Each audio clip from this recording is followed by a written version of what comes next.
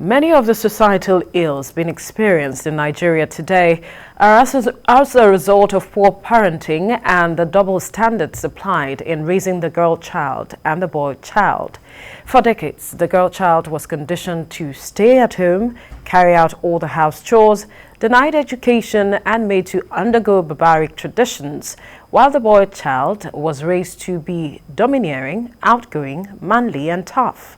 This has over the years created a male folk that are abusive and who bottle up their emotions to seem tough because they have been taught that men do not show emotions. This has set in motion the need to groom the boy child so as to correct these anomalies. Joining me now is a gender advocate, Tessy Biobaku. Good morning. Thank you for joining us. Good morning. Thanks for having me on board. Right. When we're talking about grooming the boy child, break it down for people to understand. Okay. Like you rightly said earlier, the girl child has the societal conditioning has made the girl child feel being subjugated, while the boy child is free to do whatever they feel like doing. I think in terms of the home, because a lot of things we need to go back to the roots, which happens to be the home. You find that the girl child is made to do everything in the house, while the boy child just sit at home. He has a freedom, and like we rightly know, and I don't mind sometimes you want to think, workshop. Yeah. So grooming the boy child is very important, especially with what is happening. You know, these days is becoming alarming. So we need to be intentional and deliberate to make sure, you know, because of the girl child being, you know, at a disadvantage with regards to societal norms and all that, there's been that focus on the girl child. But there's really need to also secure the boy child. Yes, we're talking about safeguard the girl child, but we need to secure the boy child. The boy child has been caught up with feeling like, oh, they don't need to show emotions, they're very strong, they can do whatever they feel like doing. Be a man. Be a man. And then the silence culture with regards to the boy child is that, oh, I don't need to say anything.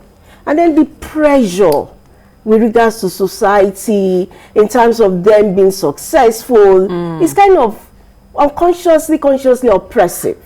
You know, Nigerians, we are fun-loving people. You have like this song that has it that if you don't get money, hide your face. But the thing is, I don't need to hide my face if I'm intelligent, if I know that I have the direction of what I want to do with my future. So what the society fits people also push them to make certain decisions that are detrimental to the society at large at the end of the day. At the end of the day. Right. So we need to change the narrative.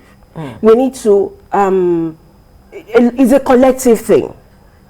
The strength is in collectivity. I mean, for us to be collective, to have an inclusive, deliberate passion, you know, which involves even having the community, the government, and everybody involved. You know, like the recent happening, you know, Jennifer and Tony, you know, the vital organs and all that, you know, that's so disheartening. Then just yesterday we heard of the 5-year-old girl, Anifa Abubakar, all in the quest to become rich.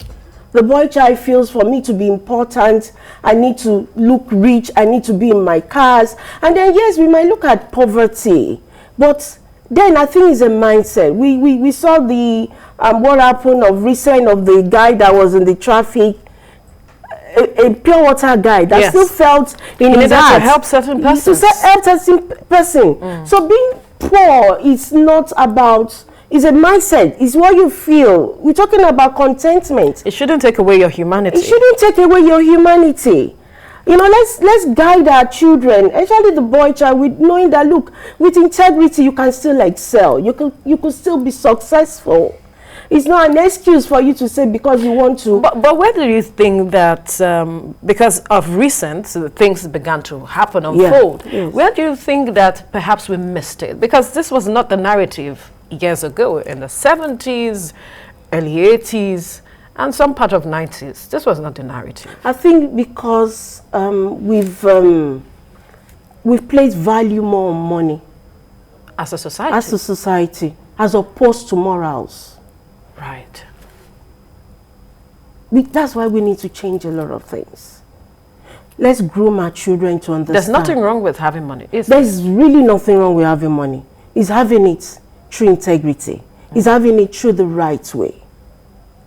It's having it knowing that you don't need to kill another human being for you to be wealthy or for you to be significant. And then there's need to know that if people are doing things that are not right, let them face the consequences. Right. So in specific terms, because of time, when we talk about grooming the child, the boy child, where do we begin? And at what age are we looking at? Because this also matters. They are the age, formative years of children. So do we also put that into consideration? Very important, yes. Quickly, the formative years needs to be taken into consideration. Right. What are those, if you're putting your children in school and all that, what are those, the teachers? And that's, it boils down to education, to being informed. And informed girl child becomes that mother tomorrow. An informed boy child becomes that father tomorrow, and is empowered to understand, to look beyond. I need to, you know, even if the society is caught up in this manner, I don't need to gravitate towards evil to make myself relevant. Right. Anyway, that's where we'll leave this conversation. Gender advocate Tessy Biobaku, thank you so much for your time on the program. Thanks for having me on board.